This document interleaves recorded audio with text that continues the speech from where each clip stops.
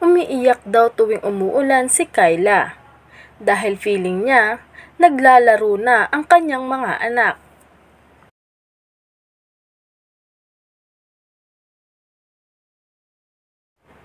Pag-amin ni Kyla na minsan niyang kinwestiyon ng Panginoon matapos ang kanyang sunod-sunod na miscarriage. Sa kanyang panayam kay OG Diaz na mapapanood sa YouTube channel ng huli, napag-usapan nila ang kanyang mga pinagdaanan bilang isang ina. Hindi naman kaila sa publiko na 4 na beses nang naranasang makunan ni Kyla. Matapos kasing maipanganak ng kanilang panganay na si Toby, ay nagdesisyon sila ng asawang si Rich Alvarez na maghintay muna bago sundan ang panganay. I'm not sure nga po if we made the right decision. Actually, naiisip ko dapat ko nang i-regret na nag-wait kami too long na sundan si Toby, lahat ni Kyla.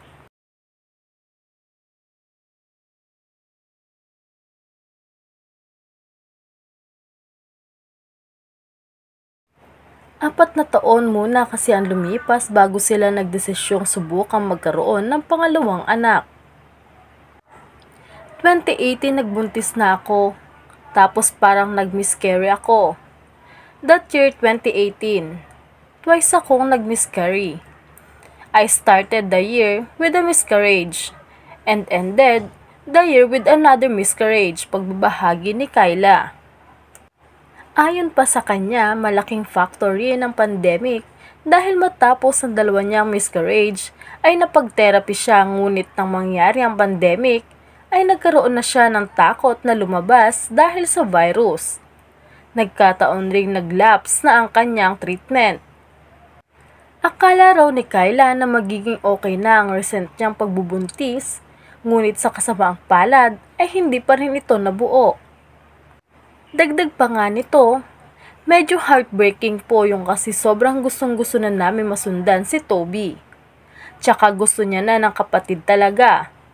As in nagre-request siya, gusto niya ng brother.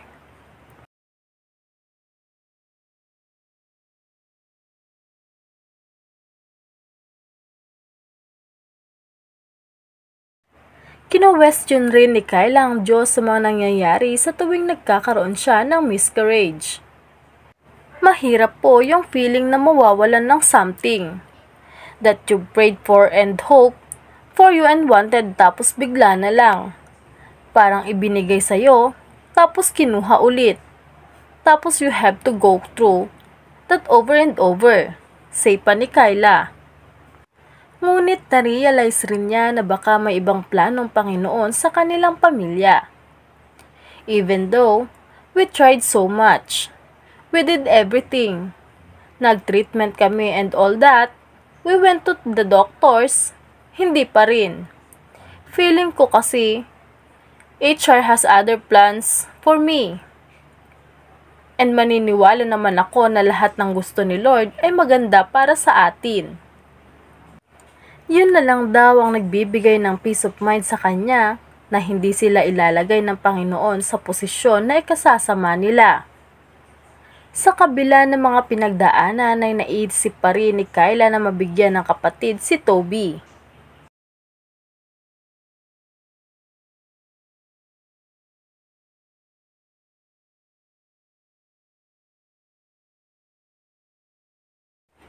Natanong naman siya ni OG kung naaalala pa rin niya ang kanyang mga 4 na anghel kapag nag-iisa siya. Saad ni Kyla, kapag umuulan po, feeling ko, pag naririnig ko yung mga patak ng ulan, feeling ko yung mga anak ko naglalaro. Feeling ko naglalaro lang sila. Ganyan na okay, nandyan lang yung mga anak ko.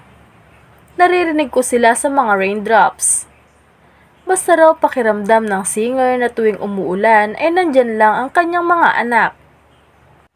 May time po na napapanaginipan ko parati na nanganak ako. Tapos may time pa na parang hinahatid ko yung anak ko sa school. Tapos magigising ako, umiiyak ako kasi hindi ko nakita yung face. Kwento pa ni Kyla. Pagpapatuloy pa niya, naiiyak ako kasi syempre parang feeling ko I will always wonder kung ano ba yung itsura ng mga anak ko kung pinanganak sila. So parang minsan sabi ko sana nakita ko yung mukha ng anak ko.